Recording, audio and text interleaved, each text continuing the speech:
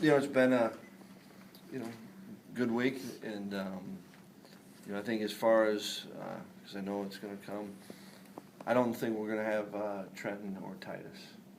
So they're both fine. I mean, as far as nothing, with Trenton, those first couple, you never know.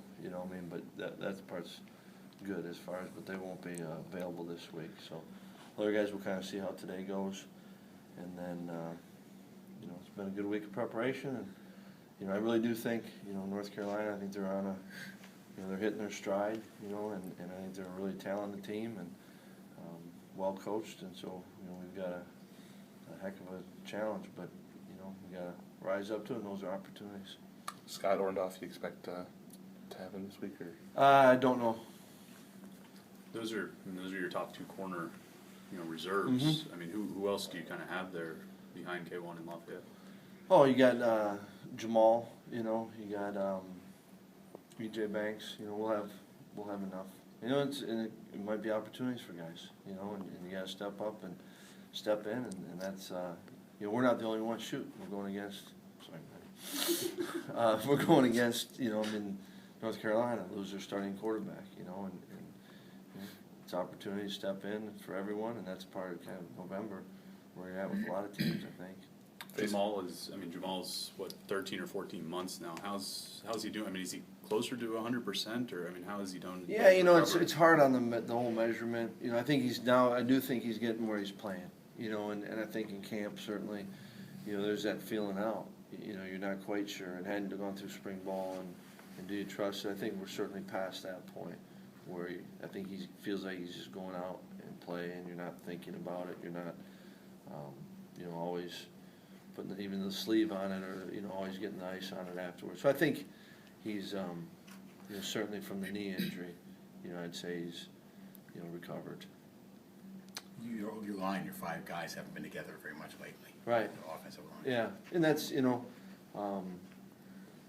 not certainly by they've been doing everything they can, and that's the hand we're dealt, and it really is. It's opportunities like a couple weeks ago, Dorian, and that's a chance for him to go, and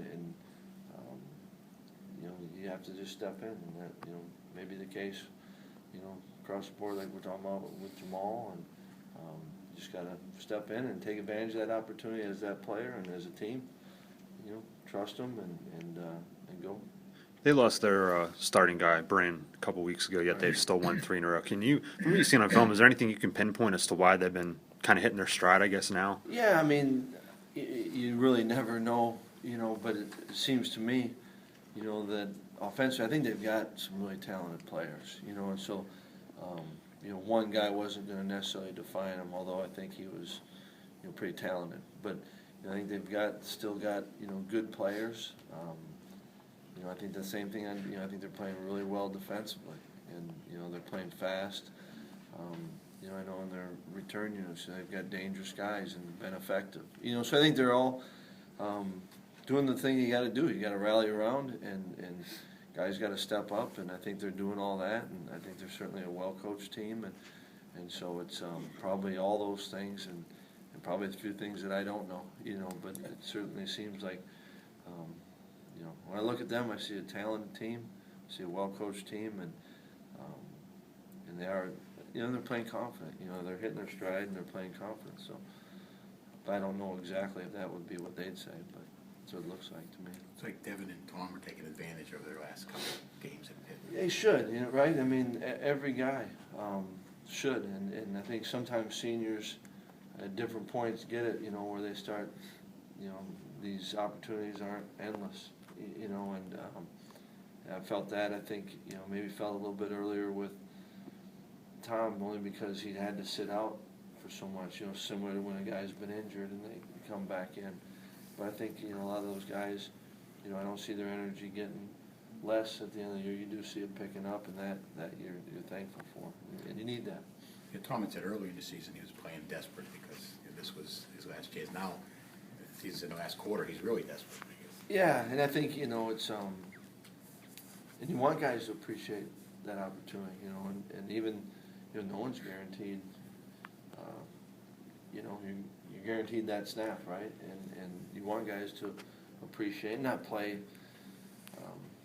desperate's a word he used, so you got, but you know, you don't want them playing desperate, you know, but it's, you do want them valuing every snap they get and appreciating it all, and if you get that from your seniors and if that can trickle down, then I think you got something going.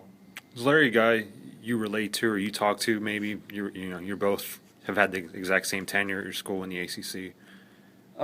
You know, I've talked to him at league meetings, and I knew of him, but didn't know him before. So I, you know, just starting to get to know him. What do you see when you watch tape of their tight end and sort of what he can do for their offense? He's pretty good until you play him. You know what I mean? You love watching him on tape, and then all of a sudden, like, shoot, we gotta play him. You know, but he's good. And I love good tight end. You know, I mean, he's talented. He can do it all, and he's skilled.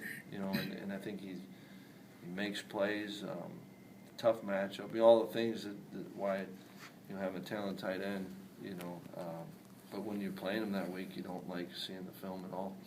Do you think the guys have sort of refocused on this week and sort of the message of this week is all all that matters after last week's big win? Yeah, I know they're hearing it, but I don't think you ever know till you know what we do, and that's what I think is the beauty of where we're at sports. You know, you got to go do it. You know, you can talk all you want about that, but you know what your actions are and how you do it.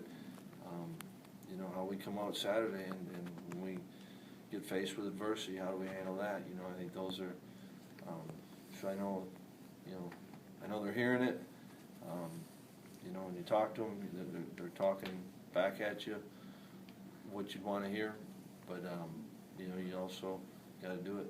From a coach's perspective, Paul, is that something like the minute that game is over Saturday night, it pops into your mind, I got to bring these guys down, refocus?